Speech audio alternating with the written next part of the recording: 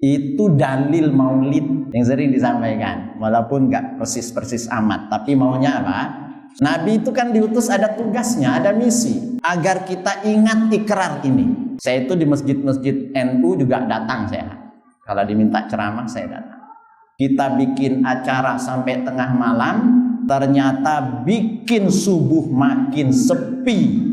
Jangan bikin kegiatan dan acara yang justru membuat orang makin banyak dosa.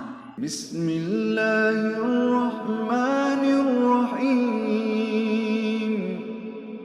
Assalamualaikum warahmatullahi wabarakatuh. Bapak Ibu hadirin yang dimuliakan Allah Subhanahu wa taala. Bulan ini adalah bulan spesial. Karena bulan ini juga disebut dengan bulan Maulid Rabiul Awal, yang sering sekali masyarakat kita menjadikannya sebagai momentum untuk mengagendakan sebuah kegiatan yang disebut dengan memperingati hari kelahiran Nabi kita Muhammad sallallahu alaihi wasallam. Tapi sebetulnya Bapak Ibu hadirin yang dimuliakan Allah Subhanahu wa taala, segala sesuatu itu kan harus tergantung niatnya. Innamal a'malu binniyat. Apa sih niat kita dan keinginan kita untuk menjadikan momentum Rabiul Awal itu dalam rangka memperingati hari kelahirannya? Kalau kita tanya, insya Allah niatnya baik. Niatnya adalah ingin meneladani Nabi kita Muhammad sallallahu alaihi wasallam. Tadi ayatnya sudah dibaca. Laqad kana lakum fi rasulillahi uswatun hasanah. Itu dalil maulid yang sering disampaikan, walaupun nggak persis-persis amat, tapi maunya apa? Sungguh terdapat pada diri Rasul itu adalah suri toladan yang baik, uswatun hasanah.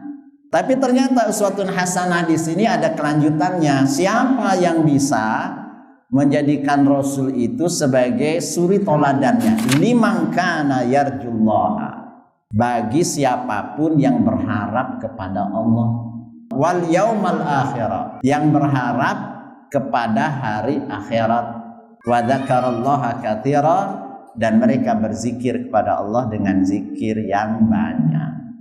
Jadi memang tidak semua orang bisa Pak sebetulnya menjadikan Rasul itu sebagai suri toladannya. Disebutkan di sini mereka harus betul-betul menjadikan Allah itu sebagai tujuan di dalam hidup ini. Sebagaimana ikrar yang senantiasa kita baca selalu, inna sholati wa nusuki wa mahyaya wa mamati lillahi rabbil alamin. Yaitu ikrar yang senantiasa kita baca minimal berapa kali dalam sehari? 5 kali. Sesungguhnya sholatku, pengorbananku, aktivitas hidupku, dan kematianku hanyalah untuk Allah saja. Jadi tugas Nabi itu kan diutus, ada tugasnya, ada misi, agar kita ingat ikrar ini. Nabi ingin agar kita itu selalu ingat. Tadi temanya apa? Menjadikan Rasul sallallahu alaihi wasallam sebagai teladan kita dalam keseharian. Sehari-hari itu kita berikrar, ya Allah sholatku lillahi rabbil alamin. Ya Allah saya berkorban lillahi rabbil alamin. Ya Allah mahyaya, ya Allah aktivitas hidupku 24 jam lillahi rabbil alamin. Wa mamati, ya Allah ditakdirkan aku mati bukan karena putus cinta lalu bunuh diri. Ada orang yang cuma di-WA oleh perempuan, 2 kata Pak, bunuh diri dia. Apa 2 katanya? Kamu putus, selesai. Ternyata bunuh diri dia. Ada kejebatan kahayang, terjun Pak. Berarti kan kematiannya enggak lillahi rabbil alamin. Inilah tugas Rasul. Nah inilah yang juga disebut dengan kita beribadah hanya kepada Allah saja. Inilah kata lain dari tauhid. Jadi bertauhid itu adalah kita mengesahkan perbuatan kita sendiri.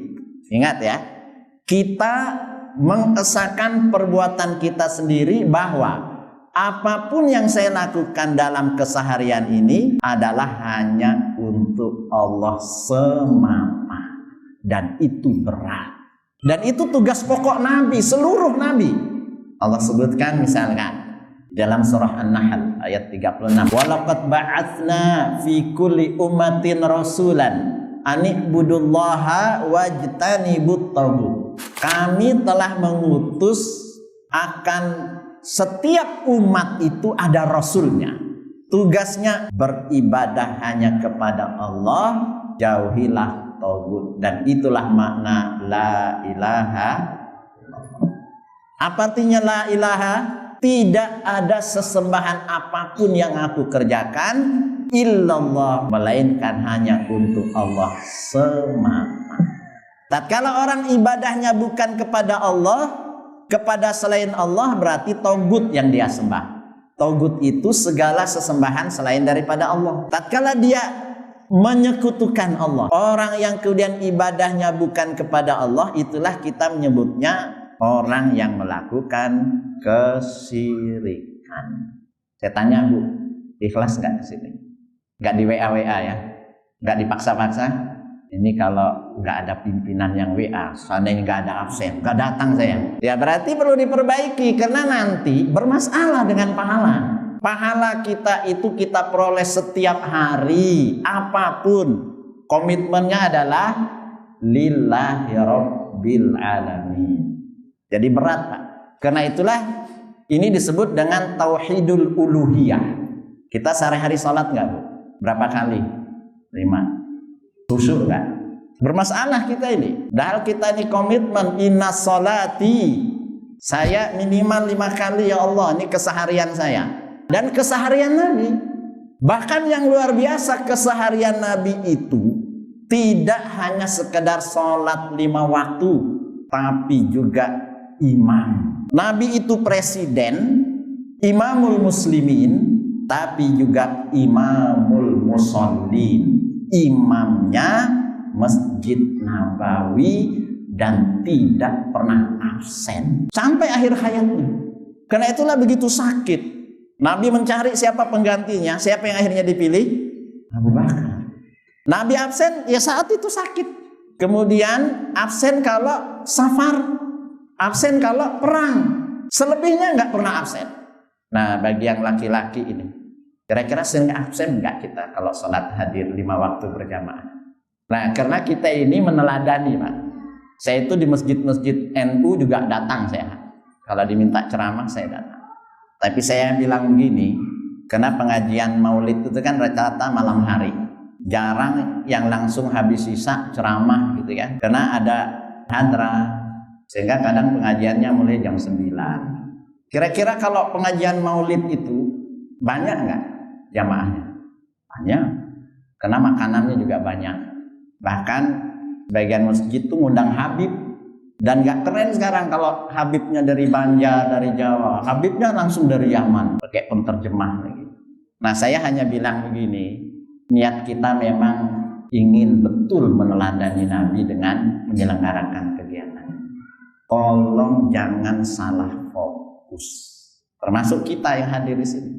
Kalau memang kita komitmen dan serius ingin meneladani Nabi kita Muhammad sallallahu alaihi wasallam, saya minta satu saja yang ingin kita terapkan dan ingin kita teladani sebagai oleh-oleh usai kita pengajian malam hari ini yang datangnya berlimpah ruah sampai luar masjid.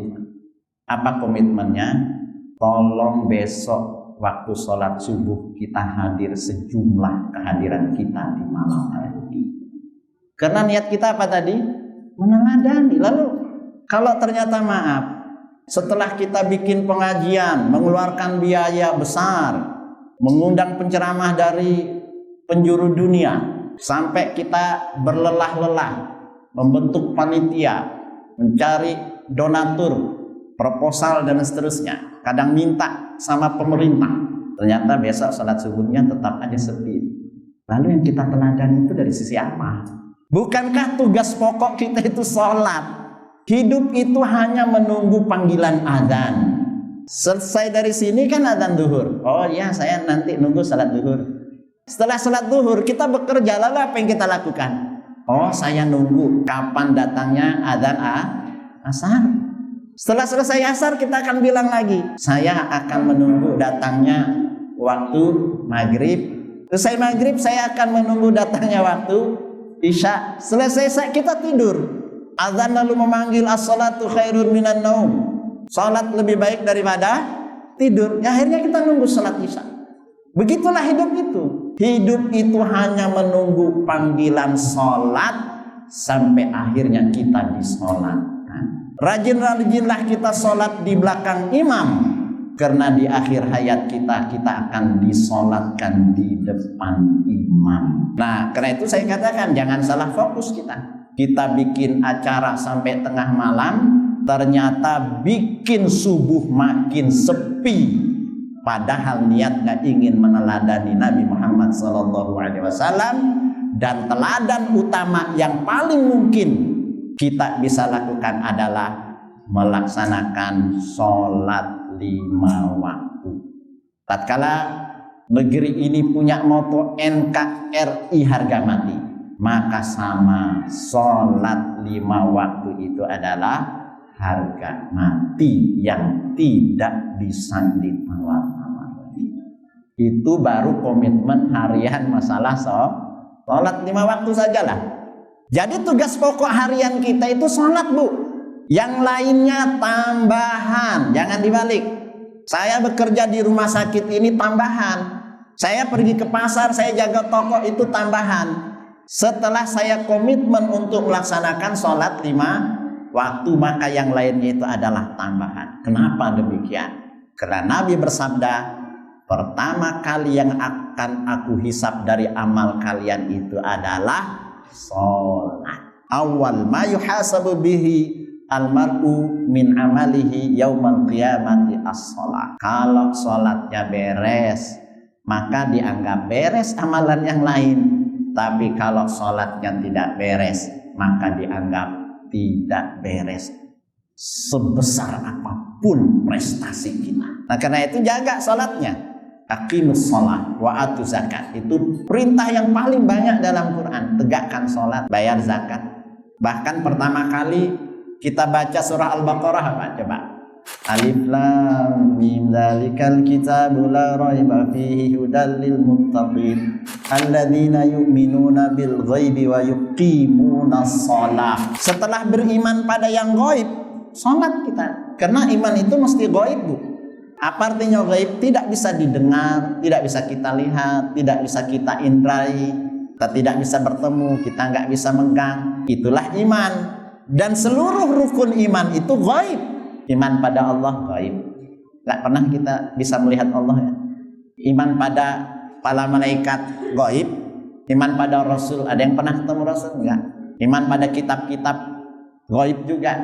Iman pada hari kiamat yang terakhir, takdir. Nah, ini luar biasa.